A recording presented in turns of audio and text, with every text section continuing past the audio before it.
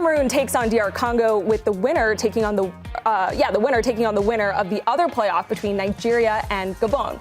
The winner of that playoff will then earn a place in the World Cup Intercontinental Playoff Tournament in March. Yeah, there's a lot of scenarios to follow, so keep up. Okay, Nigeria is the favorite among those teams, but their participation was left in doubt yesterday after the team's players and technical staff boycotted training in protest of unpaid allowances and match bonuses. The team is demanding a resolution from the Nigerian Football Federation, which has yet to respond to the protest.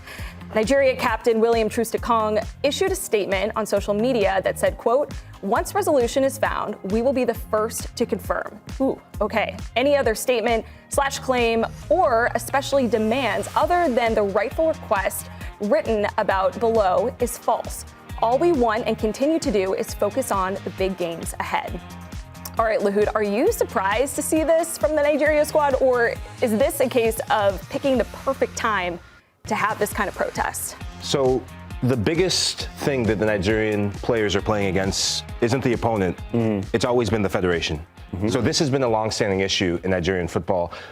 Was it Sunday Olise, who's a Nigerian legend, right? He came out actually during World Cup qualifiers, and he said this has been going on since 2001. Wow. That the federation has not been paying bonuses. 2001, you think of the greats that have been a part of some of the most iconic Nigerian teams on paper. There's a reason why Nigeria has never fulfilled its potential. They should have been the team, and full credit to Morocco for being the first African team to get to a semifinal, but Nigerian teams of old have had enough quality to get there, and the federation has been an absolute disaster for decades. And it leads me to this. Nigeria is at the pinnacle of a make-or-break moment in world football. Players like Victor Osimhen, who's an elite striker in the world, Ademola Lookman, who once he gets his club situation sorted, can be that sort of player. But when you're playing against your own federation, when you're not being respected as a footballer, a professional, that sets you up for failure in the long term. I've got two questions for you. One, well, it's three questions. First one is, can this actually bring the players closer together? Could it actually give them even more unity as a group? Secondly, is it almost self-defeating, though? Because you can be upset, you can be annoyed, but if you start missing training, that's going to affect your performance. And ultimately, of those four that Ali read out, who's going through? Of the four, I'll answer that one and go backwards. I picked DR Congo to go through. They're the best defensive side of the four teams. Yeah. Cameroon, some of the injuries that we talked about, Zamo Gisa is a massive miss in midfield. They don't have a replacement for him. And so I back this Gabon side, who do have players like Cedric Bakambu who can put the ball in the back of that. They have no problem playing ugly and grinding out a result and winning 1-0. In terms of Nigeria, and I like that you mentioned it being a potential unifying front. This team needs to be unified. They play like individuals. It can be a siege mentality, can't it, but sometimes? This is a team of divas. You need to have serious leadership. And the only leader in Nigeria right now is Victor Osimhen. William Troost-Ekong, and I'm trying to be professional as I said this, I'll just say he hasn't stepped up as a leader, right? So he's a social media leader. He's done this. He's tweeted things.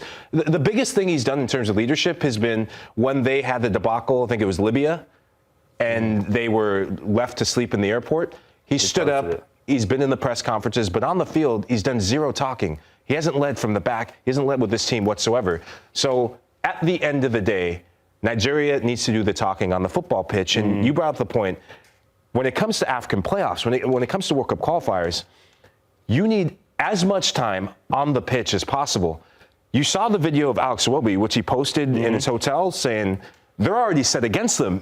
They're not being put in the Ritz. The standards aren't there, right? No. So people in Africa, it's Nigeria against the rest of Africa, right? All of Africa does not want Nigeria to qualify.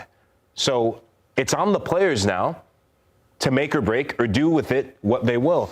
And I think Victor Osimhen has to be the one to step up and say, I'm not the captain, but I'm the leader of this team. Follow my lead. I got you here with my hat trick. He will be the one to watch. If he plays like he did and the rest of the team gets up to his level, Nigeria will be at the World Cup. If the rest of the boys are busy on social media being pissed off about the payments, they can come in morning footy and hang with us. I didn't know you could say that. I know now we can say that. It's another word to tick. Yeah. Say what? The P word. Yeah, I didn't know we could say that. Oh. So in England, we get in trouble for that. So it just threw me. Yeah, but that was But what I totally take every single point you made there. I worked with Troost-Ekong at Watford. I hear your point. I don't expect him to be the one that's kicking down the doors and saying this is what's going to happen. Totally take your point to the social media point of it. I think he's a good guy. He's a good person. But in this moment, you need that nasty person. You need that one who's going to be like, no, we're not training. We're not moving. And if any one of you players do it, you're going to fall out with me. And I just think it's a real shame because it's a huge moment in the World Cup qualifying. And we're now talking about off-the-field stuff again. Mm-hmm. It's not the first time, not the second time, it's not even the 50th time. And that's a shame for me, for Nigeria to move forward. Does it need a Roy Keane Saipan moment? Big Yes. players say, right, tell you what, see all this, you can shove it. I'm off. But if someone like Osimhen does that, look at this, they're ruined.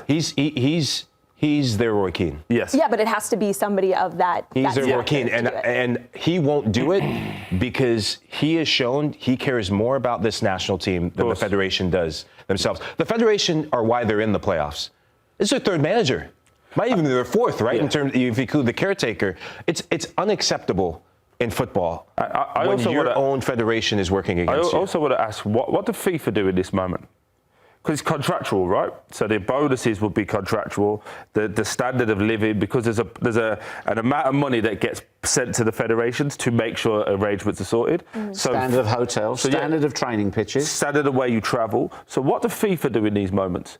Because I never hear them. Yeah. I never hear them at all. So the thing when it comes to World Cup qualifiers, it's the regional federation. So CAF has to be the one. They still all fall under FIFA. But FIFA gives CAF the jurisdiction at the end of the day. And I've said this, CAF is 3 acronyms, 3 letters, and that's it when it comes to this. CAF will stand by and not do anything unless a Victor Osimhen says, I'm not playing. But the last bit before we go to break really quickly is CAF are fall under FIFA. Mm. This has been happening since 2001.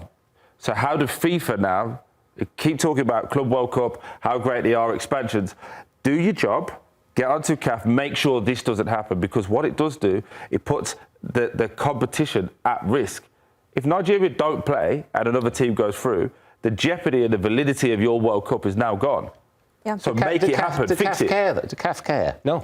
Yeah. The answer, and if you were in charge of CAF, this wouldn't have happened a day after Sunday Olise mentioned 2001.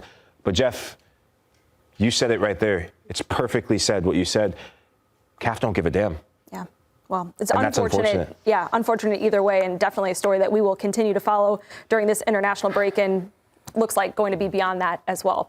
Thanks for watching this video from Morning Footy. For all news and insights regarding leagues around the world like EFL, Serie A, and all UEFA competitions, both men's and women's, don't forget to sign up for Paramount+.